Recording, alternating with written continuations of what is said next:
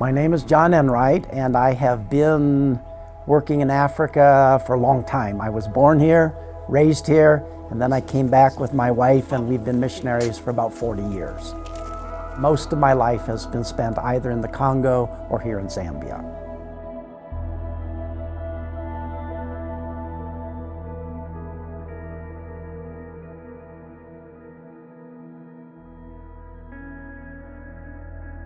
We've looked for self-sustaining projects which would enable us to have the center working, but not always asking and begging for money, but creating wealth to make that happen.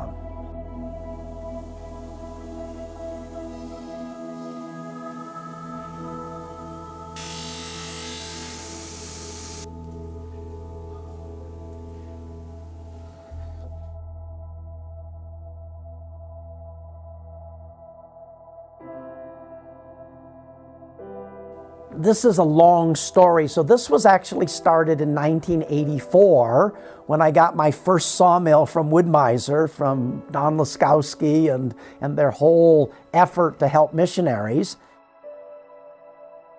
I realized that we have all of this scrap pine here in Zambia, and it's being burned. They throw it away. Nobody wants it. It's just destroyed. And so I said, this is what we need.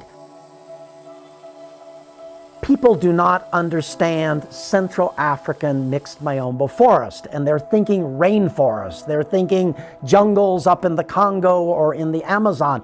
Our forests, the trees never get more than 25, 30 inches across. The termites come up from the bottom, eat the tree out, and the tree falls down. If you don't harvest it, the termites will.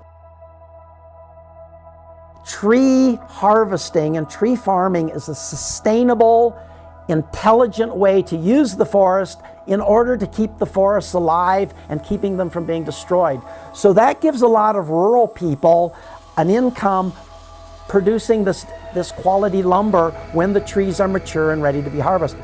Finally, it has a huge impact on all of the people that come to the center. So tens of thousands of people use that center during the year, and that message goes out all over Africa through the pastors and through the people that come to the conference. So really hard to evaluate how many lives are touched by what is produced in that woodworking factory. We have the Wood-Mizer machines, we have scrap timber. What can we do with our scrap? And so it came to me that beehives are a pretty simple thing that we could make. With the Wood-Mizer equipment, we make the timber that sets up the beehives. It is an essential link in a chain that has now become a substantial benefit to thousands of people. From that humble beginning, it's kind of exploded. So to make a long story short, we have 33,000 beehives right now, and we have 5,500 villagers who are in the beekeeping work.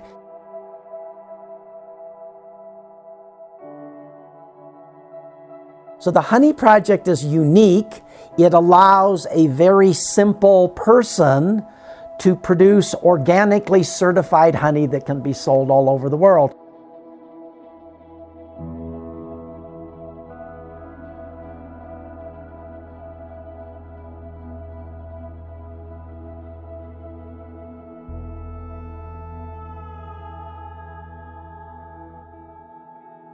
We give the beehives away. The 33,000 beehives are owned by these individuals.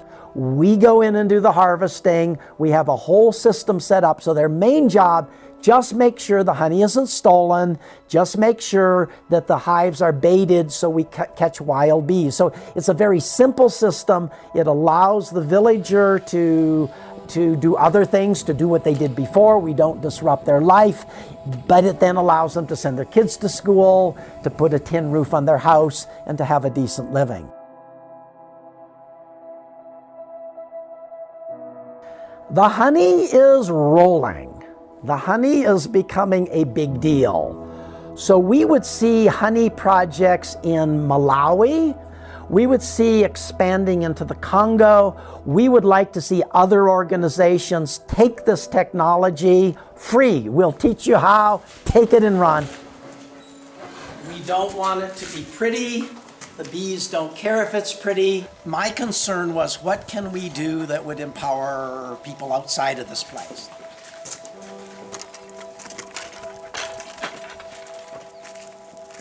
So we create this synergy where the villager does what they can do, we do what we can do, and together everybody wins.